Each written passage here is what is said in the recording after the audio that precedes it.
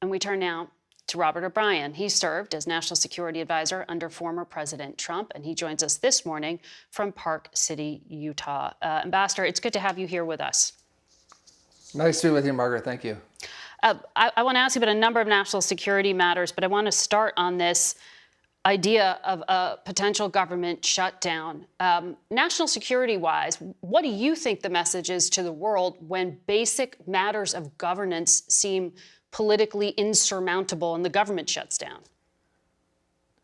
Well, what we used to say in the NSC and President Trump's administration was economic security is national security. And we've got too big of a debt, and we've got to get the debt under control. I think Speaker McCarthy's done a great job and negotiated a good deal, and I think that it would be great if the Republicans got behind Speaker McCarthy. But I understand why there's concern over the size of the debt, and I understand the frustration of some of the GOP members. I mean, it's understandable. Yeah, but I mean, Republicans have objected to even passing defense spending at this point. Aren't we in a sort of dangerous moment? Well, I came out in favor of passing the NDAA, and I think a lot of our other conservatives like Mike Gallagher and Mike Waltz and others did. So I think we need to get that defense bill passed immediately. Okay. You were the hostage envoy under President Trump before you became his national security advisor, and you did help bring 3 citizens home from Iran. This week we saw a number of Americans return in a very happy reunion. Siam Aknamazi, Ahmad Shargi, Murad Tabaz.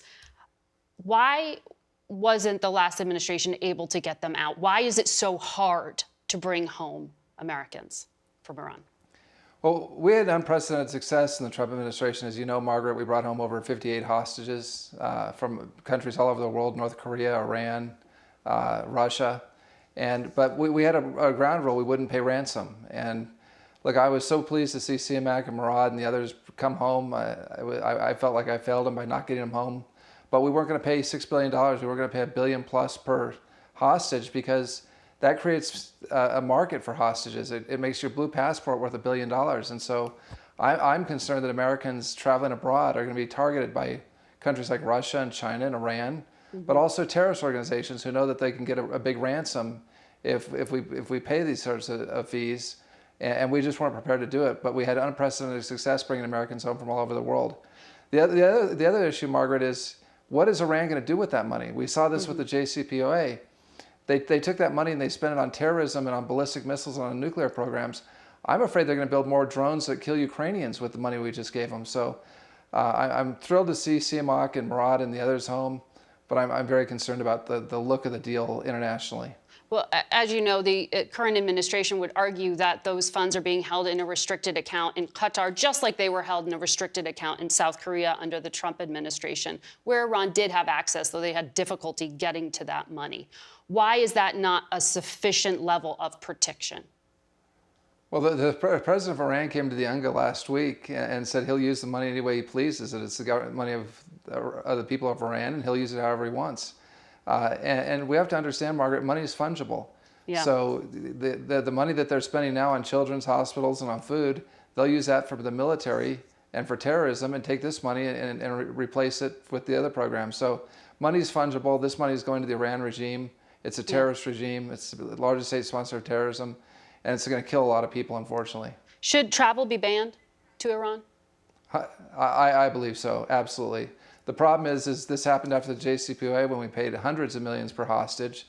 The price went up the price went up from Obama to Biden, but as soon as they let a couple of hostages go, Jason Rezar and others, they just restocked the pool of hostages. They went and took a few more dual citizens who were visiting family in Iran and took them hostage. So we've got to stop Americans going to Iran, but we've got to start thinking about Americans going to China and Russia as well, where they're taking hostages and using this against us.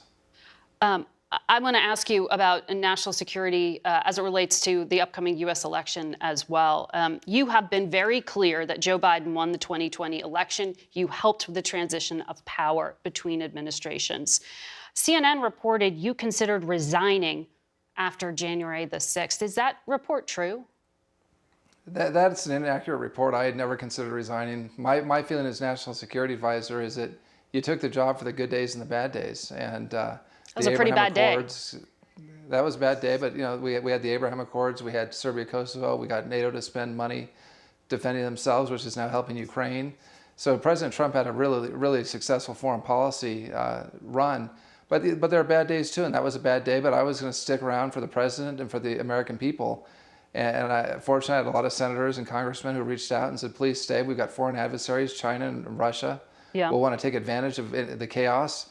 And so Mike Pompeo and John Radcliffe and myself, the national security team, Chris Miller over at Defense, we stuck around and we sent a strong message to the Chinese. We sent a strong message to the Russians that the American people are united, that we remain fundamentally strong, and we're not going to let them take advantage of any domestic political discord in the United States. And I think that served the president well, and I think it served the American people well. Well, given Donald Trump's role in the events leading to that day, I wonder if you would serve in a second Trump administration.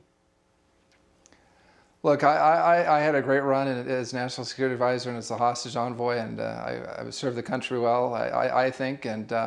But you always have to wait and see what the President of the United States asks you to do and what your family wants to do. But I grew up in a household with a dad who was a Marine and a mom who was a big patriot. And by the way, it's her 80th birthday today, so happy birthday, Mom. And my feeling is if the President asks you to serve, and I've got kids who are serving in the military, you salute and say yes. But that's really up to President Trump if he wins, which right now, according to the Washington Post, he's up by 10 points. So it looks good for him, but that's up to him and my family. You don't have any doubts?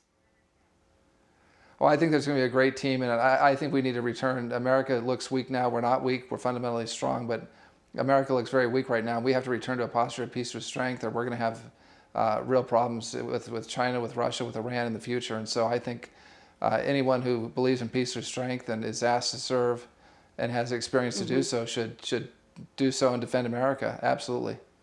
And I know you cannot talk about the details of the two investigations brought by the special counsel, Jack Smith, because you were subpoenaed. So we have to leave that part of the conversation there.